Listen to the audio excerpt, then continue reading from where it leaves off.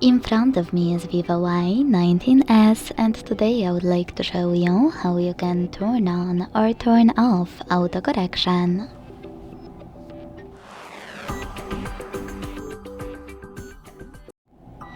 Begin by opening Devices Settings. Now scroll all the way down and tap on System. Then select Languages and Input. On-screen keyboard and manage on-screen keyboards. Finally, select the keyboard over here and click on Text Correction to scroll down a tiny bit and use this switcher next to autocorrection.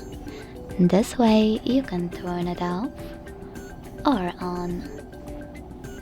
Thanks so much for watching. If you enjoyed this video, don't forget to leave a like, comment and subscribe. Bye!